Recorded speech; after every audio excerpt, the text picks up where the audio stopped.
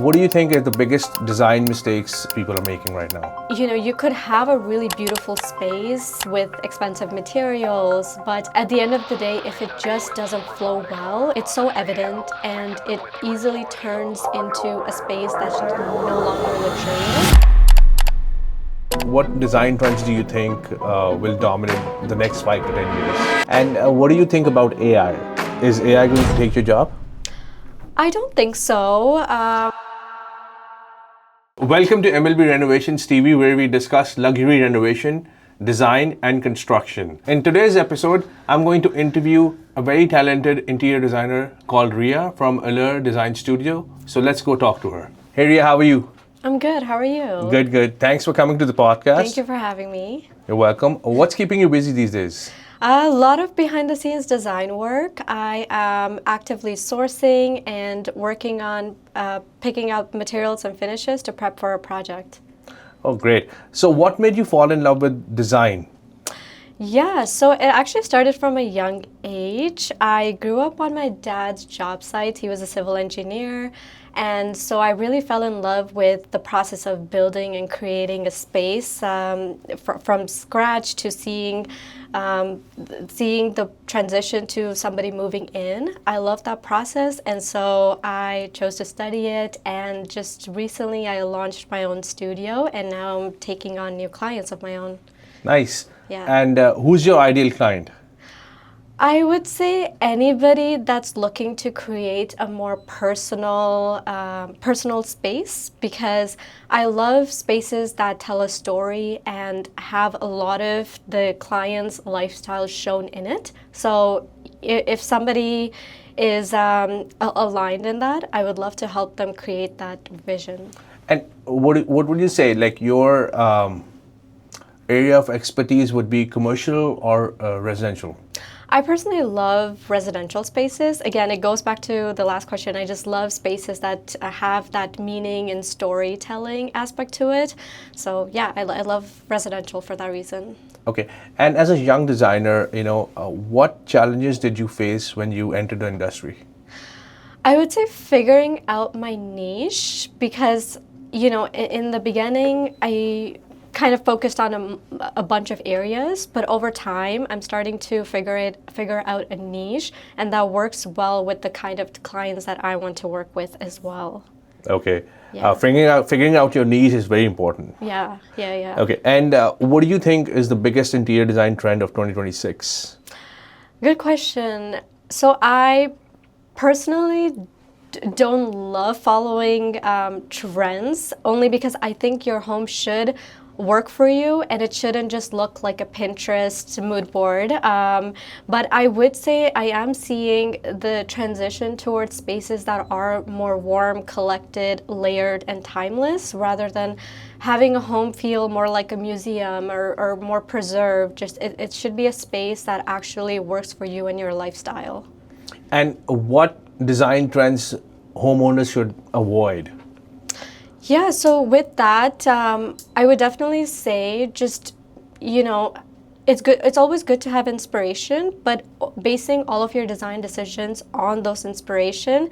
And at the end, you will have a home that doesn't work for you, whether it's the layout or some of the materials that you chose. So it's really important to do that homework and figure out what in the existing space doesn't work and how you can incorporate your daily routines into it so that the space actually works for you. So definitely avoid just relying on inspiration to make your design decisions. Okay. And really look inward to see how I can make the space work for me. And in your experience or in your view, what are some of the timeless design choices homeowners can make and they can never go wrong with them? Yeah, so I would definitely say adding any sort of natural element to your space, whether it is natural stone or adding in more antique pieces. I think all of that again tells a story, even if it's like a family heirloom that has been through your family for many years. I think all of those pieces say something, and it just makes your space feel more lived in. So that is more timeless than just having any kind of trendy pieces brought in. Okay. Yeah. Fair enough. Yeah. And so when a homeowner starts a renovation, in your point of view, when should they bring in a designer? Yeah, I would say always at the beginning because the designer is there to help guide your vision. So, at first, homeowners may have different ideas about how their space wants to be, and so that designer can really help narrow down that vision and get a more clear picture. And after that, the contractor can be brought in to execute that vision. So designer first, contractor second. Yes, I would 100% say that. Okay, fair enough. And what do you think is the biggest design mistakes in kitchens and bathrooms people are making right now? I would say not focusing on the actual layout because it's easy to pick out beautiful materials, but it's one thing to actually consider the flow and the layout because for somebody that likes to cook, there needs to or like have certain designated zones in the kitchen that actually helps them cook more efficiently. So I would say really focusing on the flow of the kitchen. Okay, and what about bathrooms? Yeah, so bathroom, similarly. So maybe it's making design decisions such as whether you really need a tub or you don't. So I think again, like just looking at how you actually use the space, rather than just focusing on how to make it beautiful, how to make it look good. Okay, so how important is a collaboration between the designer and the contractor doing a renovation?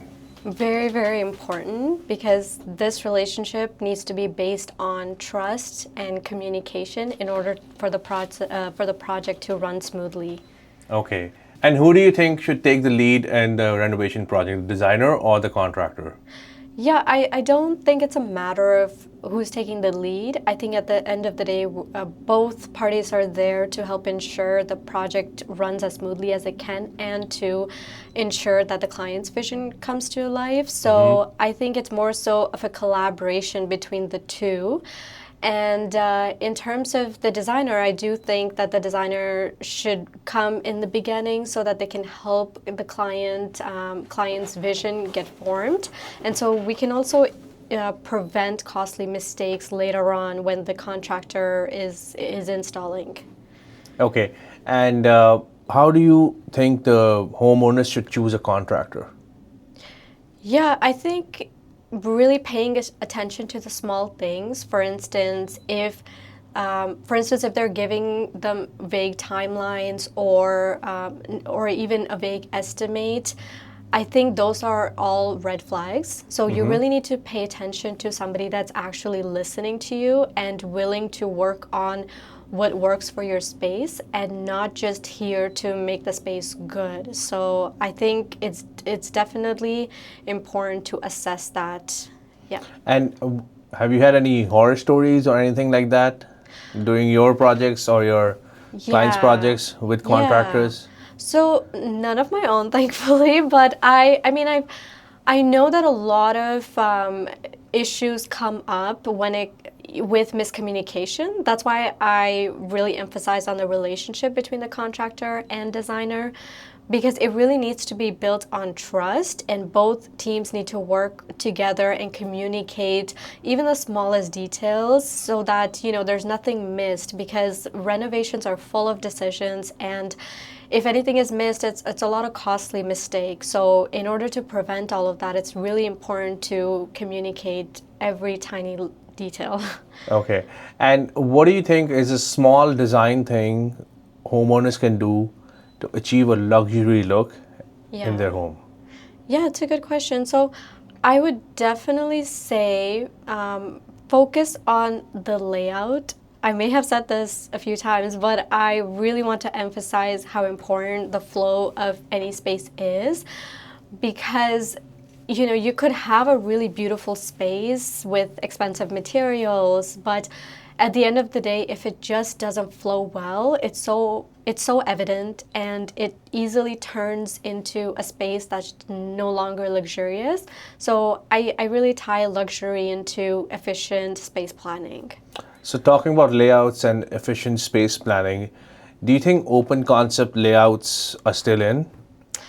I definitely think they're still popular, But I do see a change now towards people wanting more cozy spaces or designated zones in their homes. So, I mean, personally, I align with that too. I think open concept is great and it works for a few people, but I also think having designated zones in the house, it just makes the home feel more warm and cozy. Okay. And what's your favorite part of the home, which like would you would absolutely love to design always?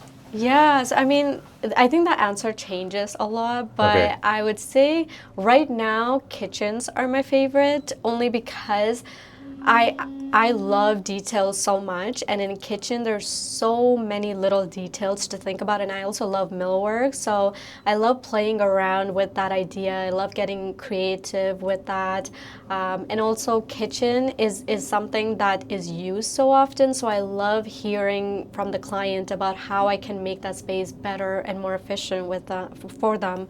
So yeah, I love that collaborative process and my own creative process. So yeah, kitchens are my favorite right now. So talking about kitchens, like in terms of door profiles, what's like your favorite door profile? So that also changes. It depends on the project a lot. You know, for some projects, I love a shaker. It's timeless. And in other times, I mean, I've also really been loving like fluted details. So that's like a unique touch to a kitchen as well. It adds a little bit more character. Do you think people should add like glass to their cabinetry? So it works in some spaces, but I do think it's important to evaluate whether it will truly work for your lifestyle because often I see people wanting to go for a glass and they're super happy with it at first, but then eventually, maybe a year or two down, they realize how annoying it can be because you have to constantly rearrange the items inside because everything is shown. So, and maybe, you know, people or families change, they suddenly have kids, there's a lot more storage. So, I do think it eliminates storage at the same time. So, maybe it's worth weighing the pros and cons for it. If it works for your lifestyle, they're a great addition. Even ribbed glasses, they're my favorite to add in a kitchen. But yeah, again, I just think definitely assess if they truly work for you. Okay, and which product do you like more, or which material do you like more, quartz or granite? I'm actually a big fan of natural stone. Okay. I understand the popularity of quartz right now, but I do think there's something so beautiful about natural stone because over time it has its own patina and it just makes the space feel more lived in. So I'm a big fan of natural materials in that sense. And what's your take on, let's say, apron sinks? Yeah, apron sticks are great. I love incorporating them. Again, it should work for the client and their vision and their budget. But yeah, but I'm a big fan. I love incorporating them. Okay. And what about, like, what kind of material are you a big fan of? Like Like cabinet millwork? Um, so many, but I mean, again, going back to the natural materials, I love natural wood. Yeah, I think white oak cabinets, or sometimes even going with a darker stain. It's some of my favorites. I love how it instantly adds that so much warmth and texture in a space. Okay. So that's like one of my favorite materials right now. So, what do you think? Like, is black a trend, or is it like everlasting? I don't think black is timeless material. Okay. I think it had its moment over the last few years, but I do see Black fixtures, black hardware. Yeah. But I do see a little bit of decline in that now. I see more shift towards either brass or even polished nickel. That's been really big. But I mean, speaking of brass and polished nickel, I do think those are way more timeless. Matte black fixtures, they work, but I mean, personally, I just don't love the overall look of it, even how it can show fingerprints and watermarks. So I tend to steer clear of it. Okay. Yeah. And so talking about trends, like what design trends do you think will dominate the next 5 to 10 years? Yeah, so again, I do think it's important to focus on what works for you instead of just trends. But overall, I do see a more pull towards spaces that have just a lot of warmth and textures, like brown is coming back. But that's the thing with trends, right? Brown comes back, then it will go. And so that's what I'm saying, that you should always follow what truly works for you. And so I just think overall, just having warm, textured, collected, personal spaces are, people just want more personality shown in homes. I think it even started with COVID. People spent more time at home, so I think now people want the space to actually reflect their lifestyle instead of before. It wasn't considered a huge importance maybe, but I think COVID shined a light on how you need to actually focus on the space that you have at home too. Okay. And so in your opinion, what are the first 3 steps a homeowner should take when they're thinking of renovating a home? Yeah, so number one, doing your homework. That's Okay. so important. This basically means, yes, pull inspiration from wherever you want, but along with that, make a list of, look at your existing space, see what doesn't work, what colors that you're not liking, what textures are not working out for you. Assess how your current lifestyle is. If you're a person that likes to cook a lot, if you're a person that needs more storage at a particular time in your life, I think it's important to make a list of that. So that's your research. That's point number one. Yeah, that's all research. That's point number one. Point number two would be hire a designer. Okay. I think a designer. And how do you hire a designer? How do you think like people should know, oh, I'm going to hire her or I'm going to hire him? Yeah, so sometimes it can be a trial and error.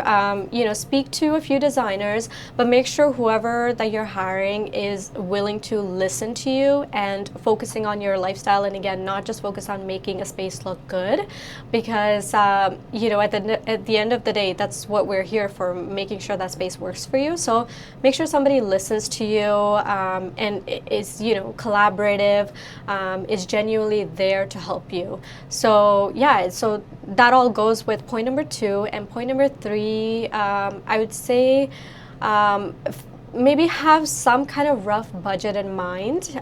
It doesn't have to be anything concrete. Again, the designer can help you figure that out.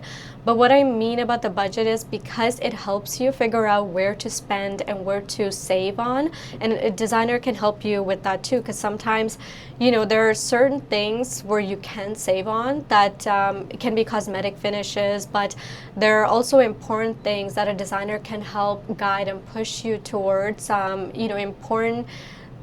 important materials or the foundational elements of a house, where we may tell you that this is the area that money needs to be spent. So I would say have a rough budget, and then we can guide you through that too. So those 3 steps are really important. And what is something clients should never cheap out on? Yeah, so definitely any architectural elements or the foundation or structure of a house, because things like electrical, plumbing, millwork, even like cabinetry, flooring, I think all of those things are so crucial. Those are the bones of a house. So I think that is something that you shouldn't focus on just saving money on, because you may save money, but then eventually after years, if things are falling apart, it's that's when you would start regretting it. So I would say focus on having a budget set for that. Okay. And what do you think about AI? Is AI going to take your job? I don't think so. That's what people are saying, Yeah. So I mean, I know ChatGPT and AI is really big in terms of renderings and maybe giving homeowners quick decisions, with paint colors and such. That's fine, but I would say, when it comes to complex renovations and really making sure a space works for you. I think you need a designer because AI does not have feelings or technical knowledge that we would have, and we would be able to guide you, you know.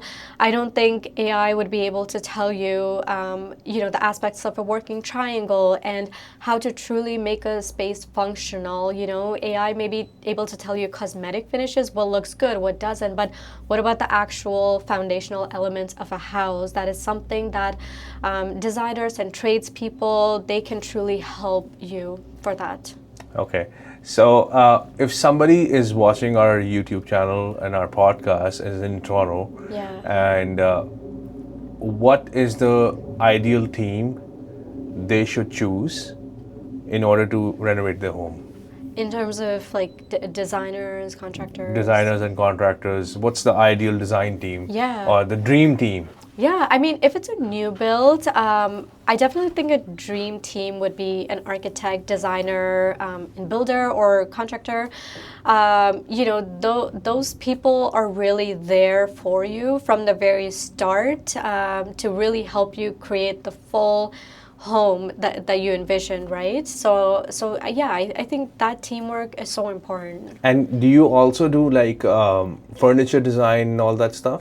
Yeah, I definitely help with furnishing as well. Aside from renovations, you know, sometimes you just need a quick little refresh in your living room, and you don't really want to completely break down walls and start over. So I think, you know, sometimes just doing a small refresh, like with furniture or lighting, that can completely elevate your space as well. And what's your favorite, paint or wallpaper? I'm a big fan of wallpaper, any kind of wall treatments in general. Paint is great as well, but just adding character to your walls completely changes the overall look of a space. Yeah. Okay. Any last message to our viewers? Any design message from you? Yeah, I mean, I guess I would just want to say design is very subjective. So, you know, always do what feels right for you at the end of the day. Again, you know, pick and choose what trends that you want to follow. Just make sure that the actual space that you're designing works for you. And yeah, you know, if you need any kind of guidance, you know, there are lots of designers and contractors out there that are there for you to listen to you. So, you know, And how do people contact you? I mean, for me, a lot of my clients inquire or send inquiries through my social media. Okay. That's usually a space where I'm very active. I post a lot of process work and behind the scenes work. It's yeah, I like to show the little glimpses into my entire process. So yeah, I think that is resonating with a lot of clients, and so I find them reaching out through that. So people should look out at your Instagram. Yeah, my to reach out to you. Instagram. Yeah. That's where I'm very active. All right. Thank you very much, Ria, Thank for you so much. joining this podcast and giving us this beautiful insight on interior design. Thank you. Thank you so much. I hope you liked our podcast. If you liked our content, please like, share, and subscribe, and stay tuned for our next episode. Thank you.